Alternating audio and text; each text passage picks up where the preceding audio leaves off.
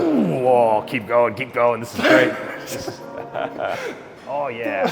You should just enter the frame with this. Oh, sorry sir, can I get in the frame? Don't out angle me. I did a deload last week. I'm gonna need a deload again next week. And I'm pretty sure I got him beat. Oh, what is this? Oh yeah, I can't do that either. Drive back, squeeze, very nice. Really is just a mindset. It's a mindset.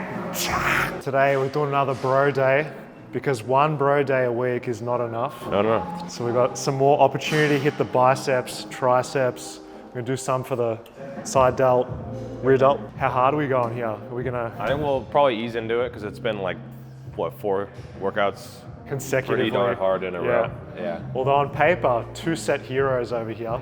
Yeah, it's still rough. Working hard to maximize our gains, but also bring the best possible content to the squad. But at what expense? It was rough. Yeah, no. I did a deload last week. I'm gonna need a deload again next week. It's pretty sick, man. You can play with your torso position too. Yeah. So I mean, so I'm like, that's a huge stretch. That's probably not as bad. Yeah. But I mean, it's just, there's no shoulder flexion here, but you're also getting as much stretch as you could possibly want. Yeah. And you can, if you want to drop your hips close to the ground, you can. Yeah. You'll see. Just play with it. You'll get a feel for it. It's very different to the normal incline where you can get the shoulders up, huh? Yeah. Just kind of finding this position. So if you just go up this way, if you look at the side, I'm almost just doing a standing biceps curl. Yeah, it'd be totally lengthened focused. Yeah, whereas if I go like this a bit more, I can get a bit more shoulder extension. Yeah. Maybe if you're new to it, you can go flatter, but feel it out. Yeah. I'd prefer to just keep it lower. So do you not bother with like the top, this? Because there's like, I don't even know what this is. Just like, get it to around 90. Get it to like here. Yeah. I'm going pretty close to the full lockout. I just don't want to. Something about like that last little bit does not feel. It almost doesn't feel like biceps. It feels like just tendon and destruction. Yeah. Yeah, and like just the ability to get yourself out of that fully bent position. I do like the safety net of that. Yes, being close. Having the floor, right? Like, I'm sure some people who are super lengthen focused, they're like, that's a bad thing, but it's probably, I would look at that as a good thing. But it is a good thing because you can choose to drop it with bent elbows, or you can choose to do your rep. Yeah. Does that range of motion look okay? It's fantastic, yeah. Okay. It's just your maximum safe range, you know what that feels like. Yep. 10.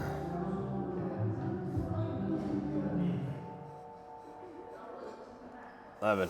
Good. Nice control.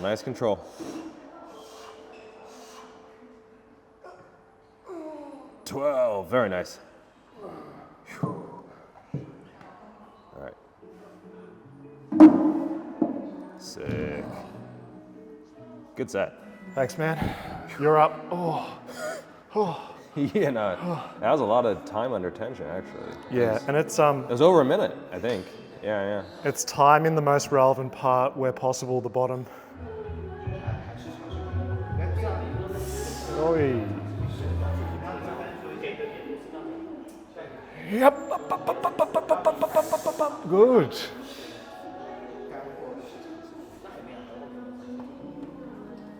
Big squeeze. Come on, man. Let's see what you got here. Oh. Now the eccentric. But safe. Don't be, new movement. Yeah, good. Very good, Jeff. Nice.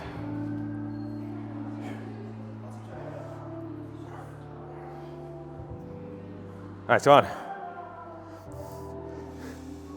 You got this. Drive it up. Sticking point. Finish it. Nice. Very nice. All right, control the eccentric. Oh, you filmed this, good. Yeah. Most important rep. Nice. So if you're doing something like a spider curl, so your chest is on a bench, you're lying forward, it's gonna be toughest at the top position.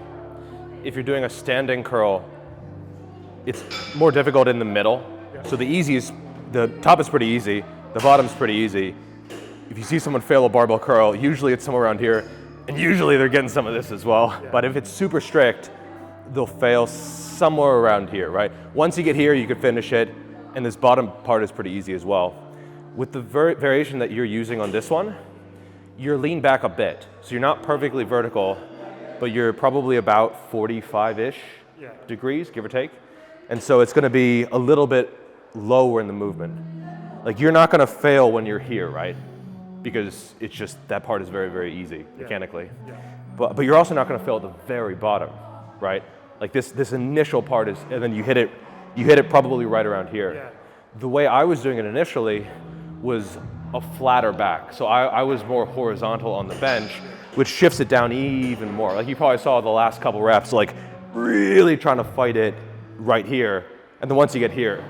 When I tried to do it just then, being completely flat, it just felt really hard at the bottom. Yeah. I think that more length and focus stuff, you do have to be a little more careful with. Like the adaptation time is greater, your warm-up time might have to be greater. You just have to be a little bit more overall careful with them because you're not gonna tear your biceps on a spider curl at the top. Muscles tend to go when they're a little bit more lengthened, right? Yeah, and you'll notice us respecting the stretch with this movement. We're not completely extending the elbow, contracting the triceps. Right. We're new to the movement, so we'd approach this the same way everyone else would, with just slow down to just a partial elbow bend. That's plenty there. Just being a little bit tentative with that position because tendons do take time to adapt. And so you are training the biceps for that super lengthened stuff, but it's a lot of tendon as well that's being stressed. And that is just gonna take weeks and weeks and months to adapt rather than just a few sessions. So yeah, just take your time. Doing this lengthened bicep exercise, great, but I wouldn't do 2 or 3 lengthened bicep exercise as your primary thing. Yeah. Have one lengthened, one contracted, pretty good bases covered there. Exactly. Once you've done one lengthened movement, I don't think you need a ton. I think you got what you want out of the movement. Yeah. And if you didn't, it means it should be pushed maybe a little bit harder. Well, if you want to do 3 lengthened movements, just say hello to increased injury risk. It beats you up, right? Like it just does. I had times where I knew I was going on vacation for a couple weeks. So I was like, okay, this next training block, I'm gonna do like the best exercises from science the study says is better. Come on. Exactly, but it just beats you up. Whereas the more, maybe it's a hammer curl, maybe it's a spider curl, like sometimes on paper, it's not as good. Sometimes, the study on a set-by-set basis, it was a little bit worse for hypertrophy, like 20% fewer gains. Yeah, but if it keeps you healthy, it's essentially free volume. It's essentially free movement that you can do that also makes you more well-rounded, keeps your joints happy. And so, yeah, when someone's like, I only do super length and focused stuff, I don't think that's a very sustainable or intelligent way to train. No, it always comes back to having that well-rounded approach with attacking the muscle group with a variety of exercises that challenge it in a different way. Yeah. And on the other hand, if you're missing lengthened stuff entirely, I think that's also a problem. So yeah, having variety is a good idea. It's like your diet, yeah. Yeah, eat your vegetables, kids. So do you tend to get tendinitis on one side more than the other? I used to get elbow tendinopathy when I was more of a specialist. Makes sense. I'm trying to get a one-arm chin-up. I'm just doing all supinated one-arm chin-up progressions, weighted chin-ups like this. Since employing bodybuilding training, I haven't had any tendinopathy by virtue of how much variety there is in the program. Yeah. That's I hear that a lot, where it's just always working the exact same pattern and just stressing the joint in the same way, and you just don't have the time for it to recover. My favorite expression of all time is, the body can handle a lot, just not a lot of the same thing all the time. Yeah. Oh, for sure, 100%. That's really well said, and you don't even need a huge amount of variety. Like it could be back squat, front squat, and like that's enough. Yeah. Or like pull up, chin up, instead of exactly. Just a little bit. I mean, even like this to this with like a bat wing grip and then neutral. Like those are 3. As far as the body is concerned, in terms of like the local tissues, which are almost always what limit you, that is a different variety. If you're absolutely adamant about using the exact same grip, change your width. Okay, that makes sense. Yeah, because Just this going to this, down to the this. tier list of Right, yeah. of tendinopathy, Yep. how not to get it. Oh, nice. Get it up. Up, up, up, up, up, up, up, up. Very nice. All right, control on the way down. Get everything you want out of it. Nice. Hey, I wasn't looking how you were doing them, Jeff. Are you a here kind of guy? I usually go behind, yeah. You like going like that? Yeah, just the thing is, well, on this it's okay, but yeah, I usually go around there a little bit lower. What I find, the little cue I like, Jeff, is trying to keep almost this happening too. Yeah. Because you can just drop the shoulders down and it's not... Because I've done them notoriously like this, actually. I don't know why I chose to do this, but that's how I've been doing them like that. Yeah. I find because I can keep my shoulder in the same position and it's pretty consistent. That's a real skull crusher. Yeah, yeah. So we're moving on to triceps, which is clearly Jeff's weakest body part by far. He needs in excess of 20 sets per week.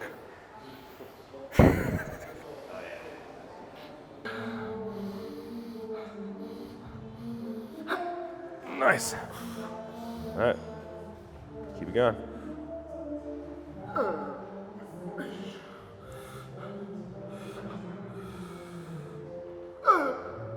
Oh. Yep.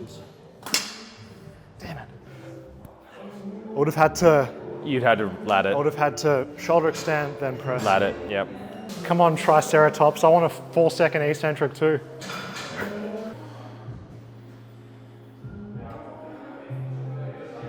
Yes. These are the reps.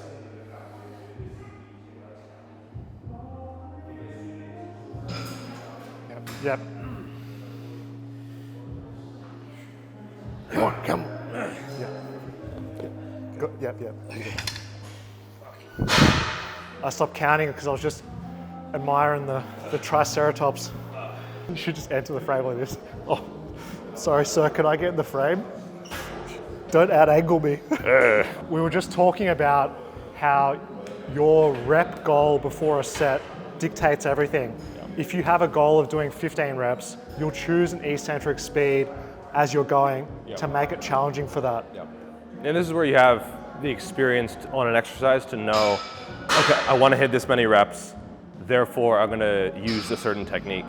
But you can't fix both. Yeah. You can't fix both the reps and the technique because then you might be a little bit off. Yeah.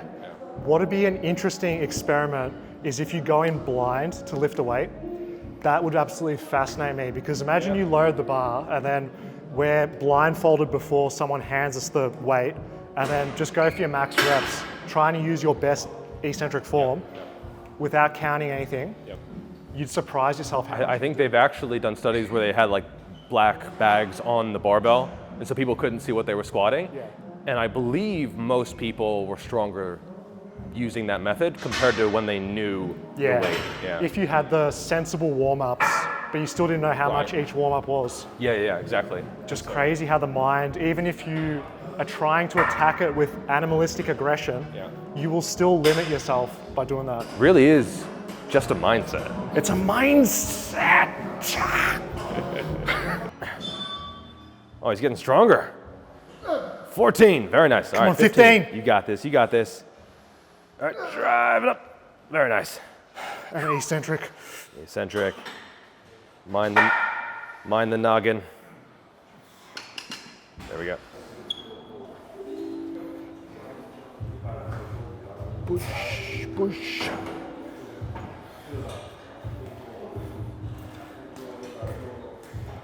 Oh, and the negative. Good one, man. I think 2 sets is good for that again as well. Yeah, for me that's a weird movement. I feel like it's hard to stabilize. Yeah. You've got to be like I feel shit in here. I feel my chest even a little bit, because like you're sort of pull over. Oh, the shoulders are waking up. Yeah, it takes a little while sometimes. Are you trying to bring it like this, or are you doing like up, away from you? Pretty close to Probably pretty close. You saw what I meant, yeah? Like going like yeah. this versus Yeah. pretty close. What do you usually do? Out? More just trying to go straight up with maybe a hand's distance in front of my. Okay. I'm I not guess really it's probably sure. more challenging. I think. Trying to stay as upright as I can for the upright row. The lean back row. Yeah, there's another one where you could go like super heavy. I like high reps. I like going for 20, 30, whatever. Yeah, for sure. Yeah, there's some movements where someone's like, sets of 5 are the same as, I'm like, what? Do you even lift? Yeah. Like, hello? What's your 5x5 on the upright row? Like any serious lifter knows that sounds ridiculous, right? Yeah. I see. Yeah, So yours is locked in. You keep like it really close together, like here, or? I think I go a bit more shoulder. Okay, because for me, my wrists don't. It feels better if I am out here rather than. It's one of those personal preferences. You'd be splitting hairs if you thought the close versus the wide is going to reduce your results. Very nice. All right, keep it driving. Oh, nice. Keep it going. Partials, partials. Partials. Partials and squeeze. Partials, squeeze. Partials, squeeze. Very nice. Good set. The drop off was real quick. Oh no, yeah, this is one where it's an upright row, but it's not a row in terms of like. It was a 20, then 4. Nice. Oh, 17. 18.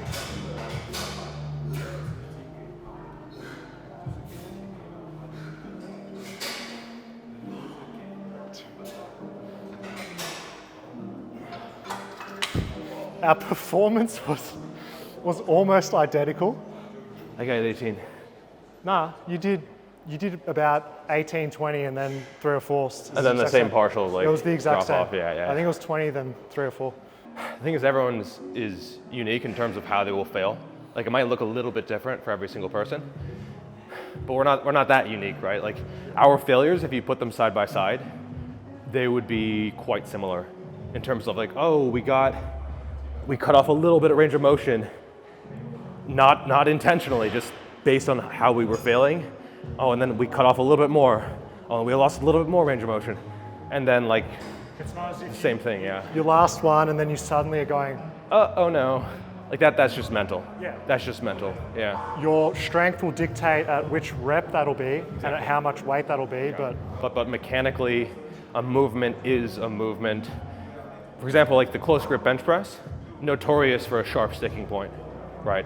And that's super common. So if someone says, oh, they blew through the last rep and then they couldn't have gotten another one, like maybe on that, maybe. Like I would have to see it. But on something like a row, if someone like destroys one rep and they're like, oh, no, I was done. that was muscular failure. As soon as I got to here, that was it. Couldn't have done possibly another Yeah, one. I would be much more likely to call BS on that. Or something like Olympic weightlifting. Sometimes you'll see someone, maybe they hit a clean and it looks really, really good, and then they go up 5 kilos and they just don't get it. Yeah. They just miss it. Like that does happen. But for something like an upright row, where it's challenging at the top, like you will see a pretty consistent from person to person drop off on the rep. Especially on movements where there is no real skill. Because we've got a machine, it's aiding with the guiding of the movement. We're not doing a free motion exercise. Right, exactly. And so for the most part, like biomechanics are biomechanics. And if someone's like, yep, that's just me, that's just how I fail, usually it's some kind of coping mechanism. Oh, okay, yeah. And the whole, you could have got 5 more reps when you were literally at muscular failure if you just got more aroused psychologically. Well, that's another cope, yeah, where someone's like, we all have different, like it's blurring the lines of failure. And I get it, sometimes is the failure on this movement, is it here? Is it at the very end? Like, is it technical? Is it muscular? Like, there's a few different definitions, but if someone's like, this is my amped up failure, this is my caffeinated failure, this is my childhood trauma failure. This is like, me it's with just, music versus no music failure. Exactly, like I think you have to have the ability to always push yourself to an honest level. Like there might be slight differences, but Not much. I think how failure is defined is complicated enough. You don't have to add all of those other forms of failure. Right, exactly. Technical, muscular failure. Exactly, just be honest with yourself, give a good effort, and then try to make that better over time. Drive it up. Nice, very nice. All right, drive it up. Oh, as high as you can, squeeze. Nice. All right, as high as you can, squeeze. Nice, yeah. I can tell you're getting better at like finding the point of where you're going to fail and then like intentionally. Much more, yeah. And yeah. I almost get an understanding of how many more I can actually do. Yeah. So then it's almost, the step begins. Yeah, exactly. The before failure was just like getting you to the failure. Yeah. It's taking a step further, the whole effective reps model that was quite popularized. Yeah. Now we've got the effective failure reps model. Yeah. RBF, reps beyond failure. RBF, Yeah. tattooed right here, just to remind me not to be a little bish. Because yeah, you could see the first one, it's like the first beyond failure, you know, it's like, and you can feel it coming because it gets more, it's always gonna be easy, this initial part, and so a lot of people like, they'll slingshot this and then they'll like lose this. Like, they just go fast and then fast. And It's probably the biggest thing I'm gonna take away and apply to most exercise from training with you. You see a lot of people fail in the gym, but it's rare that it's like intentional and everything is super productive. Yeah, like your delts are they know. Oh yeah. they know like, okay, we gotta go back and fix some shit. You know, we gotta do better. We're gonna add a few little muscle fibers there, striations. Yeah, yesterday I ate 4 beef burritos and then passed out. Yeah, Just nice, like fucking done. I had that dinner buffet at the lounge. It went down. 16. You gotta get to 20 here. 17, come on. 18, good. 2 more, big contraction. 19.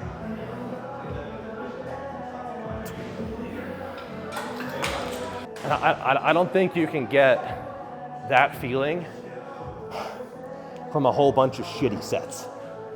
No. Like if you do 8 sets of this and they're all like, you might be tired, but like the feeling in the muscle, wildly different. I find that idea fascinating because the whole idea of total work, total volume, used to be really popular in the 2010s-ish. It was like a Russian weightlifting transplant that somehow everyone used for hypertrophy. Yeah, and you'd think, okay, on the surface, just do 50 reps, for example. You do that in 2 by 25 to RBF, reps beyond failure, compared to 5 sets of 10. And this is where a study will come out or something and it'll say like, these are the same. And you're just like, okay, well, who is doing this, you know? Where any serious lifter sees that and is like, okay, well, what is this? You know? It doesn't pass the sniff test. It doesn't change anything, no. Exactly, yeah. And so, like if someone's a beginner, they're getting into this, a lot of the stuff we're talking about, learn it, save it for later, right? Because it's not as important. Like you're so new to the stimulus, it's so novel that you're gonna grow even if you're not all that close to failure. Oh right? Yeah, just progressing on paper regardless of how far you are from failure, if that's trending upwards, your strength and physique will reflect that too. Yeah. But that's why a lot of intermediates, they plateau because like they got the quick gains that they didn't need to put all that much effort into to get.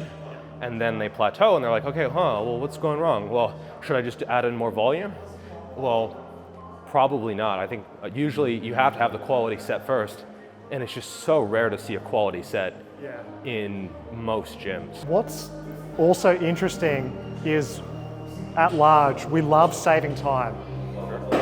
2 sets really hard to that point of effort and failure is quicker than resting 2 to 3 minutes between 4 or 5 sets. Oh, for sure. Yeah. So better. We don't think that, but we get confused because that's the 2 hard sets is hard. Yeah.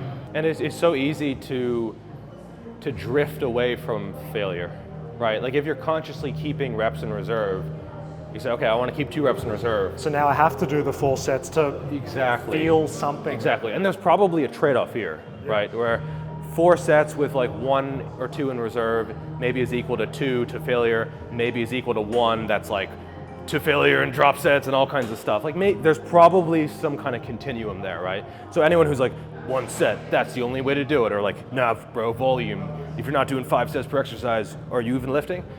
They're both idiots. They're just idiots for different reasons. But it's just so easy to drift away from failure when you are consciously keeping reps in reserve. So you have to sharpen the knife, and I think just not constantly, but consistently going near failure, to failure, beyond failure, on the movements that it's safe to do so, is the best way to go. I love the 80-20 principle. Mentioned it a few times. 80% of the time, that's a really sustainable thing to ask of yourself. Yeah. So basically, it's almost like a combination between a row and like a rear delt reverse fly. Okay. So the arms are not totally straight. There's a little bit of bend in them. And then you basically are sat upright, and then you hinge forward, and then you just go straight back. Straight back. And you can allow like the shoulders to come forward a little bit to get a little more traps. But you're basically going. Are you keeping your elbows relatively fixed in whatever angle? They do bend a little bit because I find that if they stay totally straight, it turns into like triceps. Yeah. So a little bit of bend as I go. And it's not something I think about. Like I'm not actively bending the arm. It just happens because I'm not trying to flex the triceps. Gotcha. Okay, so you lean forward and then you're basically straight back. And you can use a little bit of like explosiveness. And then I usually finish the rep a little bit more upright compared to on the way down. Yeah, it's almost the same as doing a bent over barbell row. If you were to keep it as strict as possible for as long as possible, and then maybe as you're tired, there's nothing wrong with just a few more. Yeah, I'd say so. Okay, so first time trying the skier, one of Geoffrey Verity Schofield's inventions here. I don't know about that. Yeah, it is, it definitely is. I can say it. So I'm bent over here. I'd put the feet a little further forward. Yep. And definitely keep them together, otherwise you'll hit them on the way back. Yeah, so you're working a bit of rear delt. That's sick. A little bit of teres. You can use a bit of... Exactly, yeah. And you can really, because it is a contraction focused movement, so you can really jam the back at the top. Am I thinking both elbows and scaps back as much as I can? You will get retraction, yeah. It's a decent amount of mid back as well. And I'm not sure if I recommend this, but if you put the head up, you'll get like back of the neck as well. Yeah. When people are like, have you been training your neck? Well, no, not directly, at least not much in the past year or two. But these will, because you're like, you're getting that strain at the top when you're really trying to contract. I can see the potential for this movement because a traditional rear delt type of exercise, it's almost, you're a bit limited by the weight that you can use. Yeah. Whereas this, you can hoist some. It's very natural to throw, like you're skiing. Yeah. Essentially. Yeah. You're sprinting. You're trying to. Yeah. Exactly. Like it's natural to move in this plane of movement. Whereas this, it's hard to generate power from the hips and then have it go out. Yes. Right. It's possible. Like you can cheat your laterals for sure, but it's just you can fling in that direction. And I also like how you can use some almost supra-maximal weights to use momentum and then control eccentric down. And so it does take a little bit of getting used to, but I think you'll like them. It's fun when you first do a new exercise, you get the little... a little shake. Yeah. I like the scap bit too. Yeah. Exactly, like that's a big part of it because you're not just boom, boom, like you're really getting that. Because that almost gets a bit missing, the full scap from rowing movements, because I've been using a fair bit heavier weights and you're often finishing just boom here. Exactly, you're not actually retracting. The whole, lats are most active here, so it's almost redundant going back here. So consequently, I've lost out a bit of this retraction. These and then like a cable from the two sides. Oh yeah, but even those, like even the cable from the two sides, it's just so difficult in this position, and you're not loaded against retraction. You're loaded against pushing out. Whereas this one, you're loaded into pure extension. Right there. Yeah. And you could argue there's a lot of carryover to this for any vertical pulls, horizontal, that are in this motion. For sure. Yeah. Man, this is going to make me sore flying back. I can just tell already. This new movement. I think you could try these. Yeah. Or maybe back to the 10s if you don't. I'll try 15. I just want to feel what you mean by that increase in.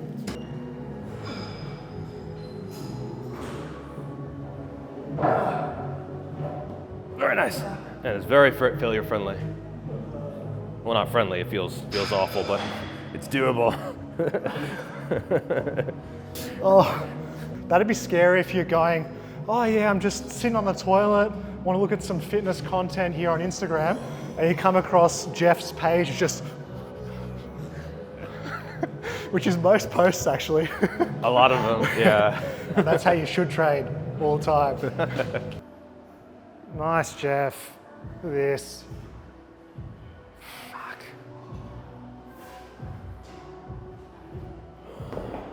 Oh. You went up 5 kilos, didn't you? You went up 5. I went up 10. Was I on 15? Yeah. Oh wow, okay. I'll use 15. Yeah, I think. All right, squeeze it back. Squeeze it back till it's just a shrug. Till it's just a shrug. Get that thickness. Ooh. And drive it back. Drive back. Squeeze. Very nice. Good fucking set. Thanks, man. Do you get any feeling Oh, there? definitely, yeah. Yeah. I would say it's just as much there as for rear delts. It's a strange sensation for me. It's not a muscle pump. It's not pain, but I get this mini cramping, sharp sensation. It's like a cramp. I haven't felt that in. I can't even remember. Both sides or one side? Both. Yeah. Kind of just between my scaps, I feel a little. Ooh. Yeah, at the very top. Yeah. Yeah. I don't know what the fuck that is. Maybe a rhomboid or. Yeah, it's just not used to inner range contraction with such heavy load. Like when you see someone do. Look at this. Yeah, it's. Yeah. Look. I mean, you've.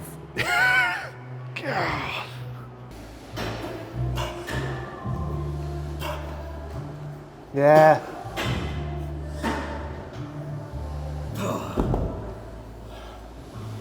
I prefer a little bit of a wider grip, just because narrow, it feels very restrictive. Yeah, I want to be able to have, like even if there's a little bit of this, I mean, most people need more external rotators anyway. The reason for that is he needs, the bicep is going to limit his probably ability to wipe his own ass.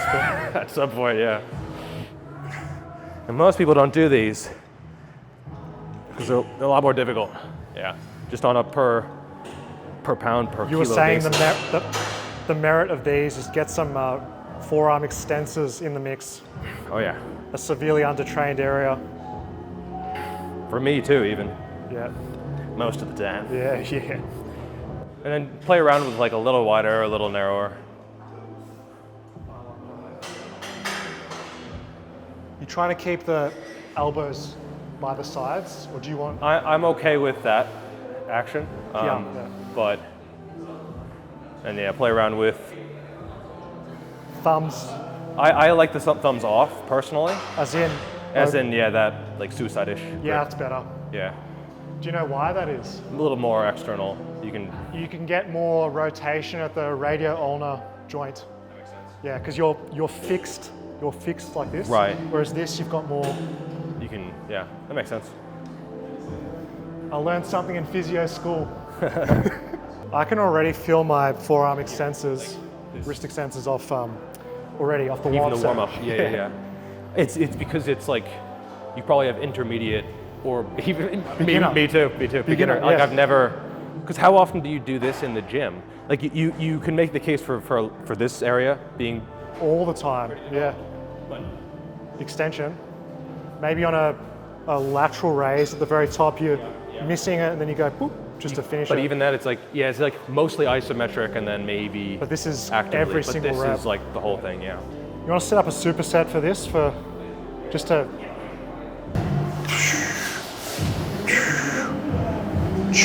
Looks pretty good.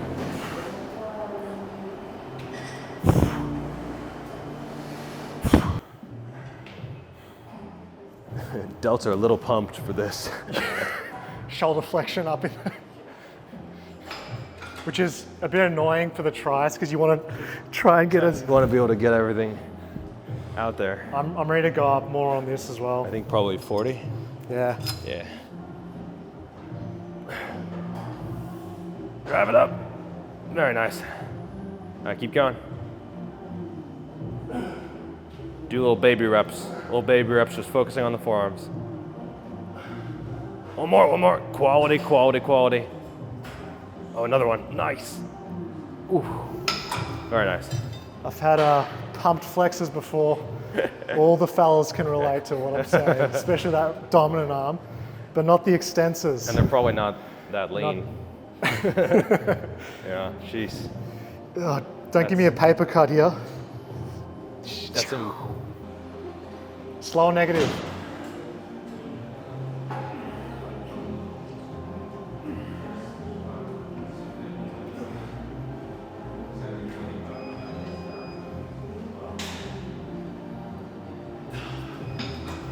I've got an interesting question to ask you. Going to failure is the goal here. How much weight do you put into on those final reps trying to control it as much as you can versus just go down and just squeeze, squeeze, not worrying about the... On this, I'm not worried about like the slow. Universally though. Yeah. In general, I'm not. Because usually you have like a sticking point and it's fairly small. You almost can't even control the eccentric. You can, but it's just like when you're at failure though. Yeah. Oh, sometimes, yeah. Because when I've tried on certain stuff we've done in our collab, I just can't. It's just done. Yeah. Sometimes you will encounter that, but sometimes, like on a curl, okay, you're going. Oh, you're hitting failure. The rest is still easy. So controlling it when it's easy, I don't find to be all that useful. Okay, so let's say, okay, you just hit failure here, and then you hit failure here. Try put all your focus into where it's most difficult, essentially. That's all I need to know. Yeah. Okay. Yeah, I could see how... Because it's just a distraction of like, okay, now control. On the last rep, maybe, on some things, like you've probably seen us where we're just like, all right, we're not gonna get another one. We might as well right. But on something where you're already going to, because we didn't go beyond failure on the curls. No. Right, because we just kind of knew like it's not that movement. And universally stronger on the eccentric anyway, so just get to that failure, just get there. Like on that movement, it's just failure is good enough, right? But on these, yeah, a little bit of beyond failure is good. Yeah, you thought you could mess around with the long head master. Yeah, I'll do this all fucking day, man. That's a pretty soft lockout there, Jeff. God damn it. Joke's on you, I'm always soft. Oh, sick, dude. Nice, here we go. Shit.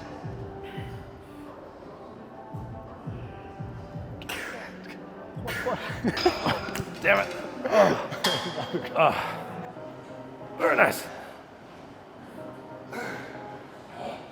Whoa, keep going. This is great. Oh yeah, nice.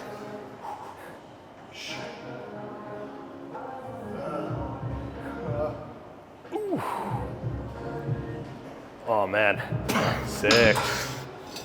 Here we go.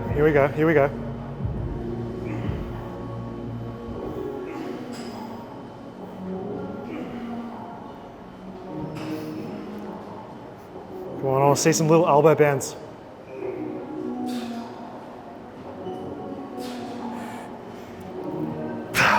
Yeah, good stuff.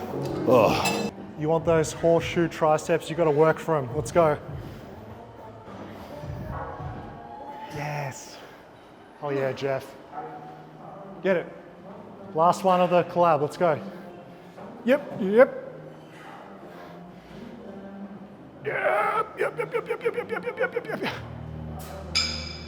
Whoa.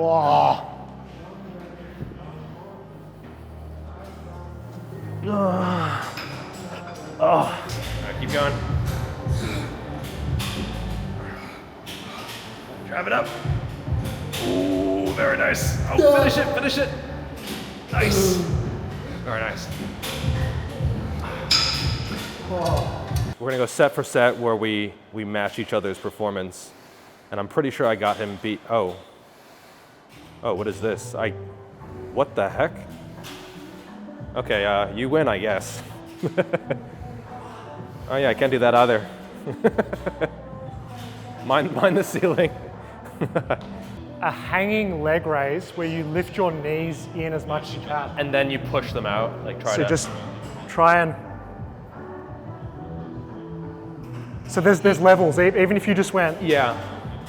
Thing is, I have really weak abs. And we've just fried our shoulder extensors, which are The most important part of it. Jeff's front lever attempt, straight arms. Okay, these are essentially hanging knee raises, but oh, hello, hello.